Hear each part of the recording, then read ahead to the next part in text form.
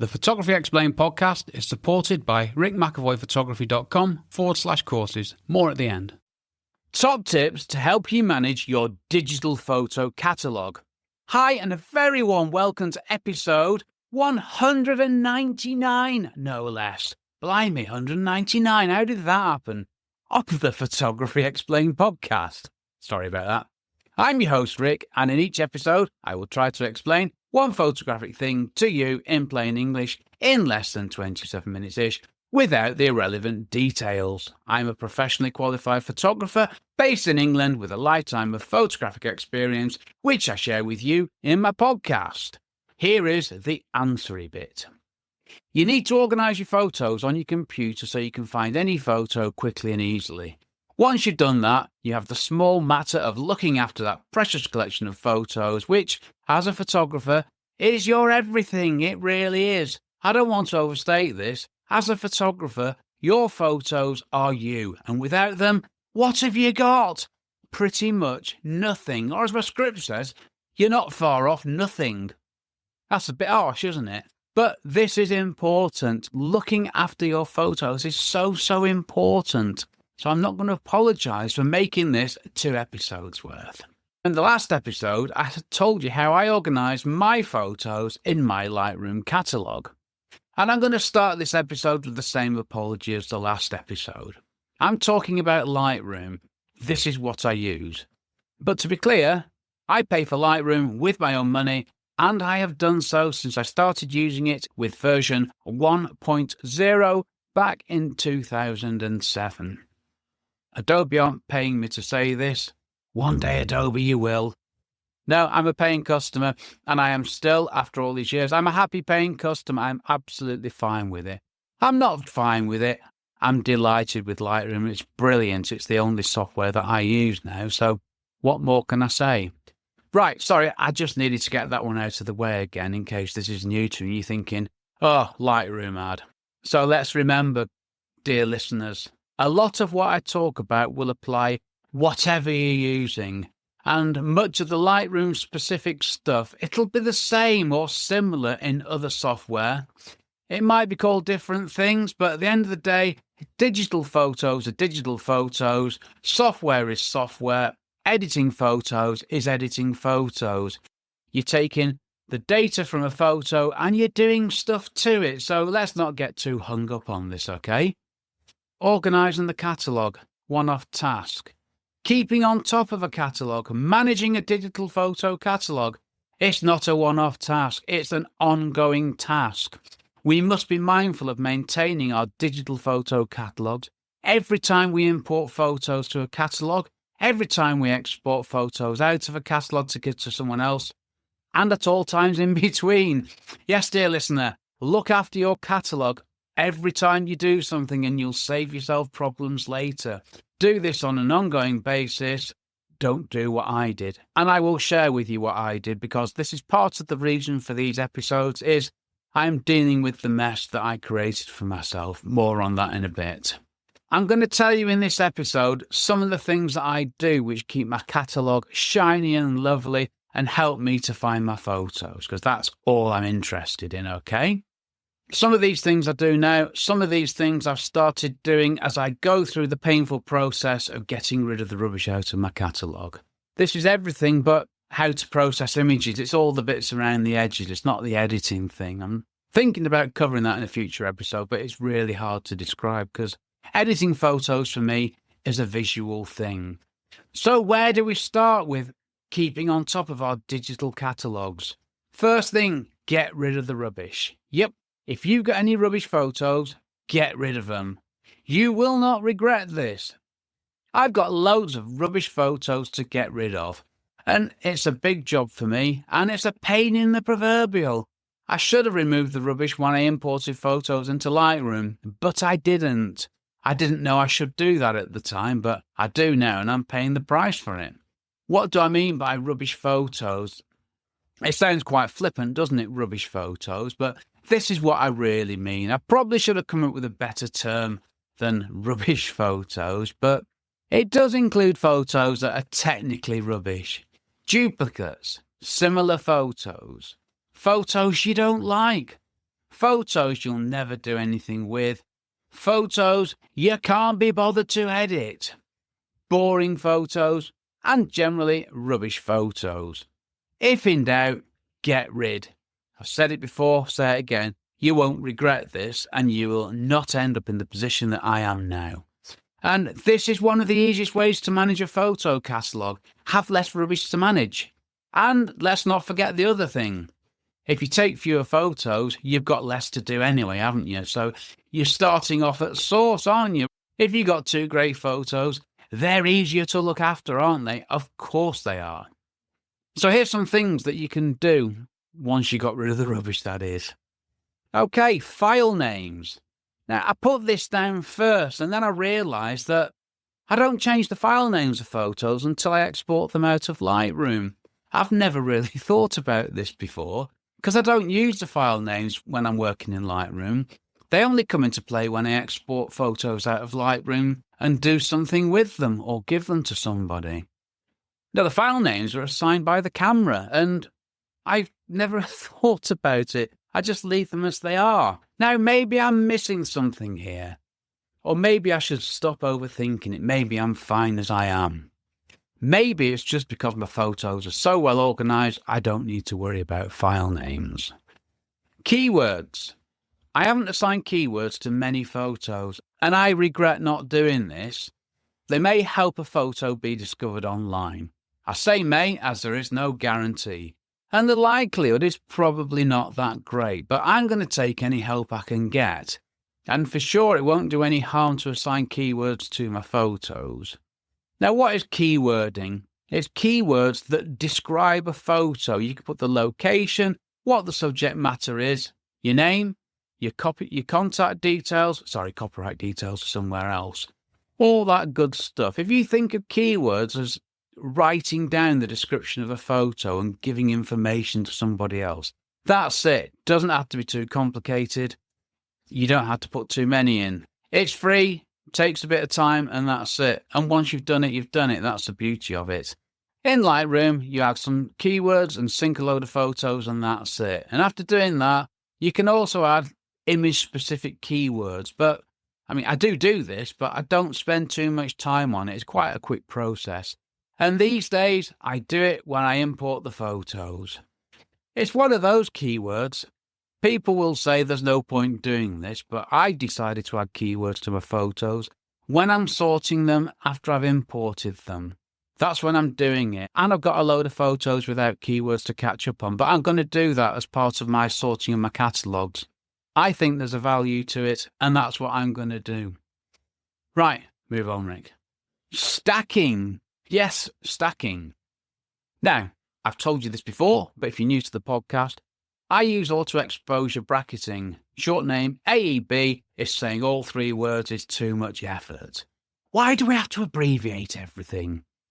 Auto-exposure bracketing, this is where you take 3 photos at the same time with different exposures and you merge them together later to give you a new photo with a wider range of lights and darks. So for every photo I take, there are 3 photos, and there's a 4th when I merge them together. Now, I don't want to look at a load of photos where you got 3 of the same side by side. The only difference is that how bright or dark they are. This is not helpful. And if you think about it, if I was taking 10 photos of the front of a building, and then I had 3 of each, that's 30 photos of the front of the building. It makes it a nightmare to find the good one in there. Not that I do that anymore, dear listener. You can put them into a stack. Each bracketed set goes into a stack. And the first photo, which should be the correct exposure, is on top of the stack. And when you merge the photos together, a new image is created, a new file, and that is put straight on the top, because you only want the top one, don't you? Because that's the one you're going to work with. It's awesome, and it's so helpful. So that was stacking. Lightroom collections. Collections, what are they? Well, they're like albums or playlists. You know, you have a playlist of your favourite music because you might have 100 albums, but how many albums do you play all the way through? And for probably 75% of my listeners, an album is something that you used to buy before streaming appeared. Yep, you used to go to a shop, buy something and there could be, say, 10 tracks on it and you'd like 2 or 3. Now you just stream the ones that you want and you add them to a playlist. So a collection's the same. It's your favourites. It's the ones that you like, your highlights. And when you add photos to a collection, they don't move. They stay where they are. The photo's not moving. It just looks like it is. Really clever, and it's not doubling up on the amount of memory taken by these photos being in more than one place. And you can add many different photos to a collection, and you can add the same photo to multiple collections. And you can also sync them with Lightroom Mobile, which is super handy, which I'd completely forgotten about up until collections and syncing.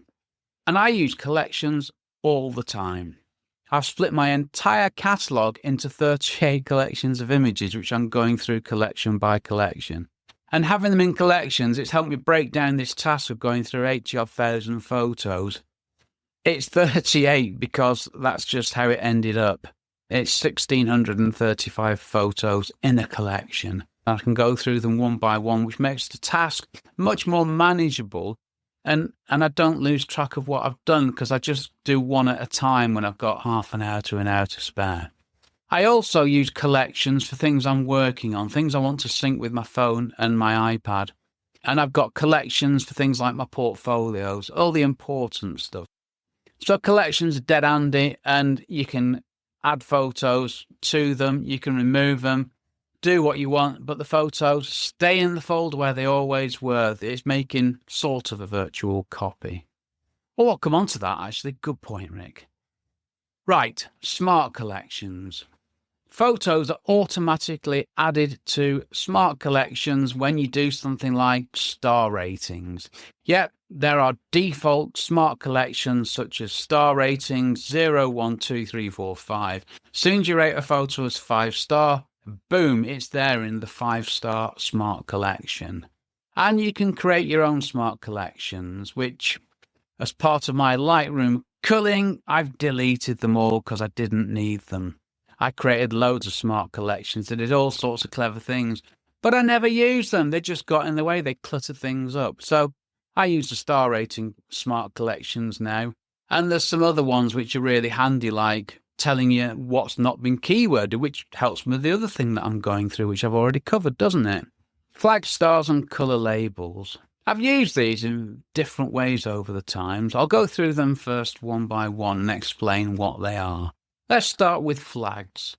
In Lightroom, you've got 3 possibilities: pick, reject, or unflagged. When I'm sorting through photos, I use pick and reject to quickly get rid of rubbish and to select the picks. I do a couple of passes to ensure I only keep stuff I need and I'm going to use. Once I've done this, I'll put the photos I'm going to edit into a subfolder called pics, and then I remove those flags because I don't need them. Anything that's been marked as a reject, it gets deleted there and then because they're instant rejects. And that'll leave some other stuff that I need to go through later on. But what I tend to do is delete that as well, because once I've done my picks, I very rarely go back to things that I haven't picked. So I'm getting better at this, deleting everything. And I've never regretted deleting a rejected photo. Once they're gone, they're gone. Maybe that's because I can't remember what they were, because I can't see them anymore, because my memory's not great. Because I am quite old, to be fair. So deleting the rejects and removing the flags from the pics, it means that my photos don't have flags. They only get introduced for a specific sorting job and then they're removed again.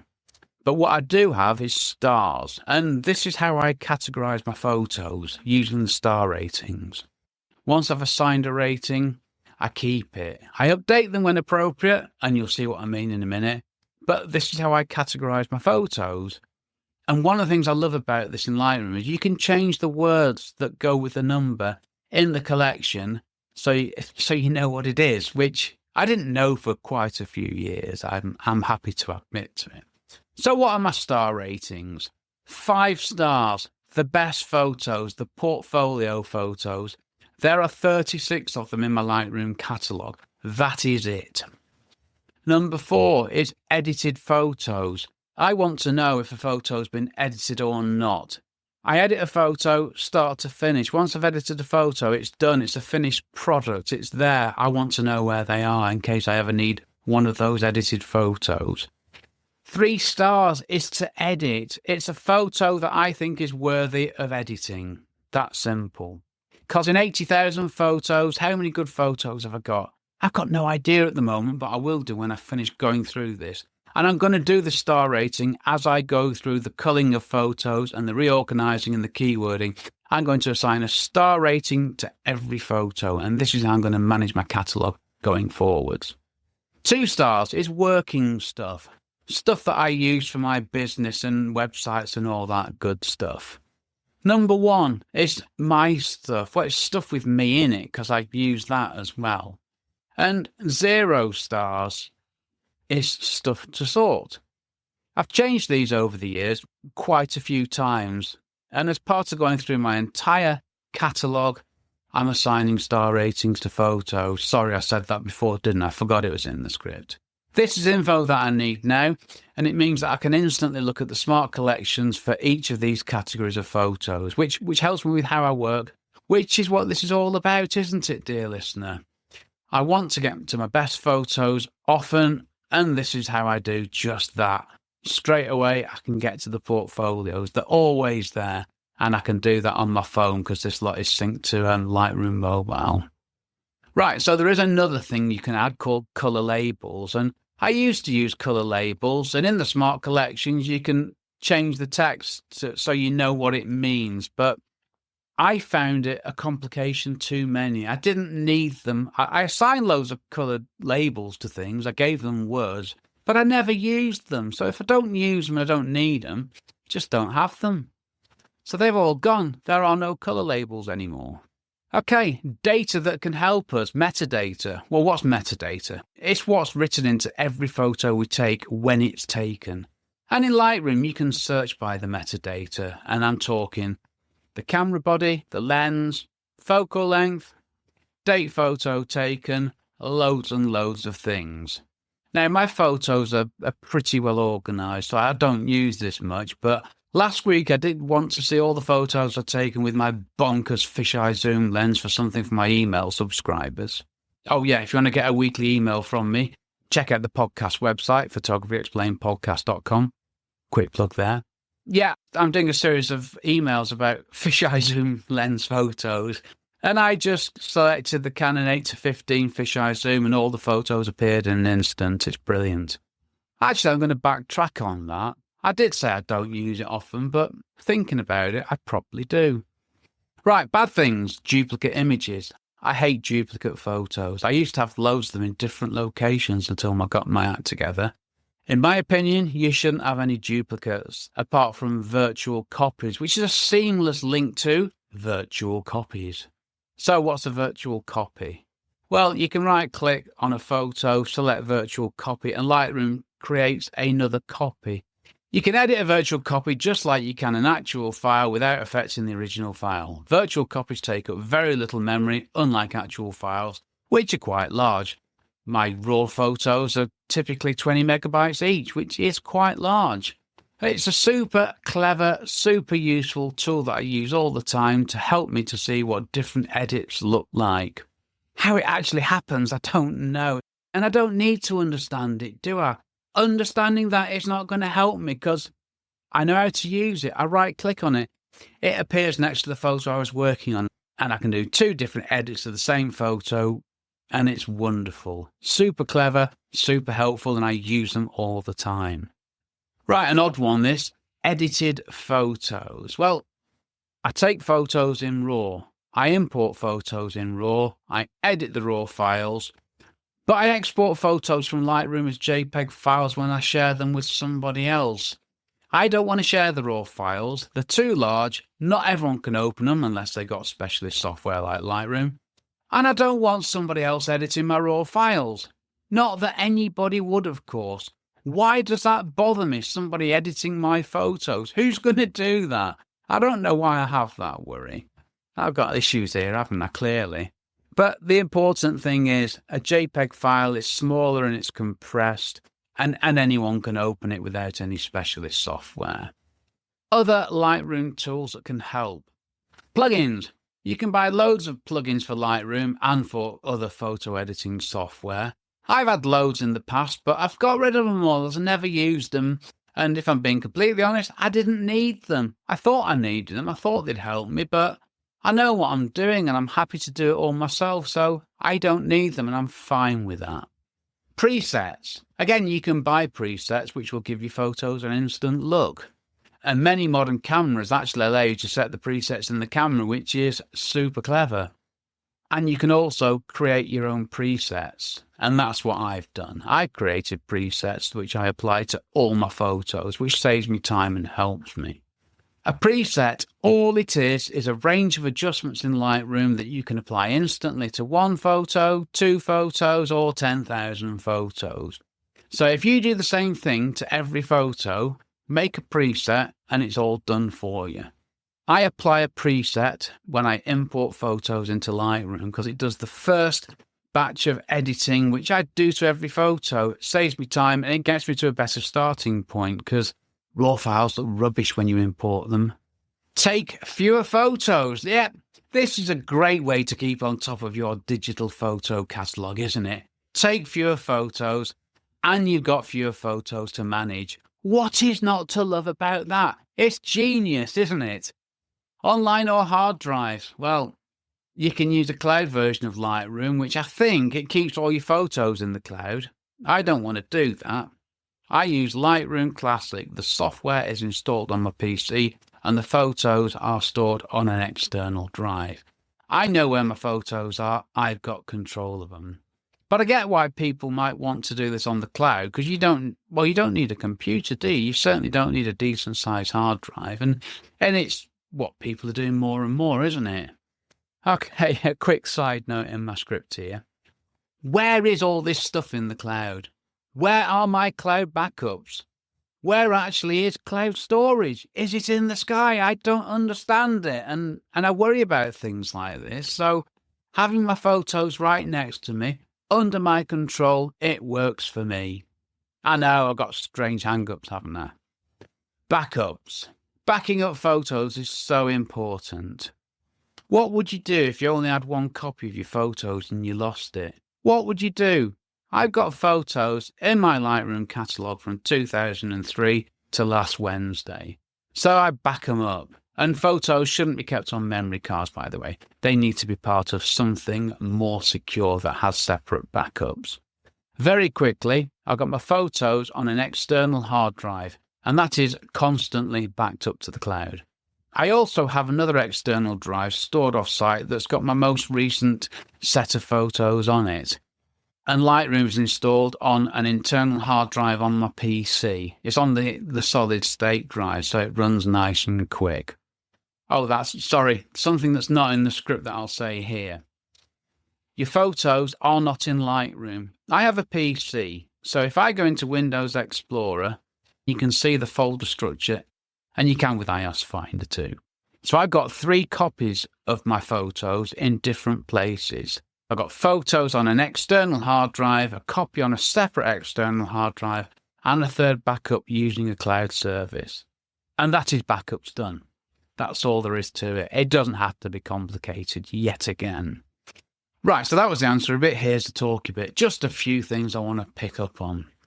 Now, I want to say here, what I do can be applied to any other software, albeit in slightly different ways. And the principles don't change.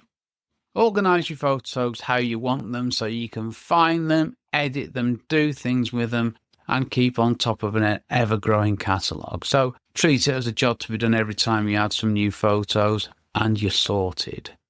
And another thought came to me right in this. Don't overcomplicate this. And yeah, I'm saying that as somebody who has done just that. I have overcomplicated it. One of the problems is that, and it's not a criticism of Adobe, there are so many options, there are so many variables, which sometimes it makes it hard to know what to do. But we don't have to use every feature in software. Just because there is a feature there doesn't mean you have to use it. Use the ones that are useful to you. Let me give you an example. Lightroom's got facial recognition. Now, I don't need this for my photography, but If you're taking photos of people and you're using it from the start, I can see huge benefits for you. But I don't need it. I photograph buildings. I had a look at the facial recognition in Lightroom, and there were over 1,000 different thumbnails of me. One's bad enough. I don't want to see 1,000 me's, do I? No, you don't, Rick. And one last thing, you need storage devices that will look after your data properly. There's loads of inexpensive options these days. It's no excuse not to have at least one backup. What do you think professional photographers do? I mean, their photographs, they're the living, the livelihood, they're their assets. And they back up their photos. I can absolutely guarantee it. Right, moving on. What if I use a phone to take photos? I don't know. I've got to get my act together first. I said that last episode, 18,000 photos, disorganised in camera roll. Who am I to tell you how to organise your photos on a phone? I need to sort my own out first, so I'm going to shut up and move on. What do? Well, you know my folder structure, and I work on a PC. I have lots of photos, but nowhere near as many photos as a lot of people. When I import photos, I use flags and picks to sort them, which helps me sort the good from the rubbish quickly. I assign keywords and star ratings to photos, and then I put them into folders in my existing file structure. That's how I keep on top of my photos. It is that simple. I use virtual copies to give me different edits that I can compare, which is wonderful. I also have a permanent cloud backup and a separate manual backup, so I've always got 3 sets of everything in 3 separate places. And I have to sort out everything which I've done badly in the past. Yeah, I've done a really bad job of managing my digital photo catalogue. And I'm about 15% of the way through getting rid of the rubbish, which is the first job, before I get on to doing what I say you should do in this episode. I should have done this a lot sooner, but in the early days I didn't know. So I've got lots of stuff to fix, but thankfully I know that now. And hopefully sharing this with you will help you now and in the future. And yeah, I've tidied up my catalogue and I've tidied up my folder structure, but I told you about that in the last episode. And finally, I'm deleting the rubbish, starting with 80,000 photos, using the reject flag to quickly identify and delete rubbish. And I'm working within collections to help me to do this. Aside there, you can't delete photos from a collection. You have to go back to the folder. Or if you do the rejected photos option, you can just go to all photos, whatever it's called on your file structure. And then you can select delete rejected photos and it will find them all, bring them up on screen to give you a little check. And then they're all gone forever. It's an important one to remember that. You can't delete photos from a collection. All you're doing is removing them. Right, that's a good point, that. Wasn't in my script. Good ad-lib, Rick. Okay, that's what I do. Some thoughts from the last episode. Well, the thoughts from the last episode are this episode, so I'll move on.